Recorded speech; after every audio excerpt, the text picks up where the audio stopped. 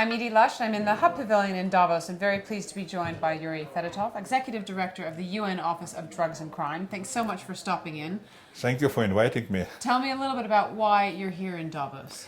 I'm here to take part in discussions on several issues which are of interest for my office, UN Office on Drugs and Crime, based in Vienna, such as cybercrime, security on the transport, including piracy, and all sorts of transnational organized crime, money laundering, as well as the corruption, which is a very important topic. And I think that corruption is one of the impediments to economic recovery and growth. Which is obviously one of the themes at Davos. Tell me about what your office has been doing recently in corruption, and maybe tell me about a specific incident that you've seen that's worried you.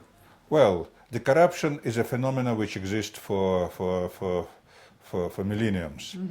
But what happened today is that corruption, while people were prepared to accept a certain level of corruption as something bad but unavoidable, now it's become a sort of trigger for all sorts of social unrest. And what happened in the Middle East and North Africa is precisely because people were unhappy with corrupt leaders. And it is spreading out. So it shows that we're moving closer to this concept of zero tolerance with regard to corruption. That is an opportunity for all of us, including for governments, private business, to join forces, of course with the support and full participation of NGOs, civil society, to fight against corruption. UNODC has a role as a guardian of UN Convention Against Corruption, which was signed by almost all countries, but that is a specific convention. It has a sort of implementation review mechanism, a peer review mechanism when countries are assessing implementation by other countries the provisions of the convention. It means how they fight corruption, how they're adopting laws and regulations, how they're reporting that, and we're providing technical assistance to developing countries. We have a budget for that, and that is somewhat which is working.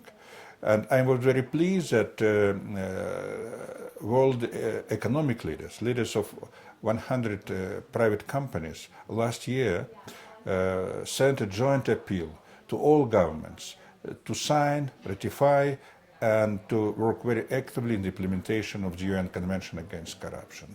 Can you tell me about, we've seen, obviously, you mentioned the corruption in the Middle East. What can people actually do, or what can the UN do, what can your office do to try to hold those leaders to account? So first of all, there is a need to have the laws against corruption. Secondly, there is a need to have tools to fight the corruption.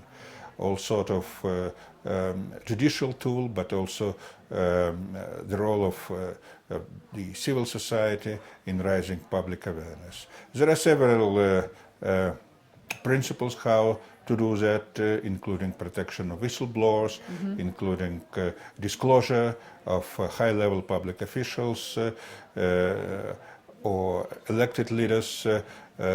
Transparency is a very important part of fighting against corruption. So I would not go into technical details, but the fact is that we cannot address the corruption issue without involving the private sector. Unlike member states, there is no agreed framework for participation of private companies. There are some examples of very close and positive cooperation of companies, private companies, business community with international organizations, national governments, but still we need to find a new foundation for this strategic partnership, because it's interest in the business itself. By protecting their interests, by fighting corruption, including on the supply chain, they can have, first of all, their image can benefit out of it. That's very important. The positive image costs a lot. But also it would regulate their positions in developing countries and would start to reduce slowly, it wouldn't happen overnight, the level of corruption in these countries. Thank you so much for stopping into the Hub Pavilion here in Davos to tell me a bit about your job. It sounds fascinating. Thank you so much, and I'm Edie Lush. Thank you for your questions. Have a nice day. Thank you. Thank you.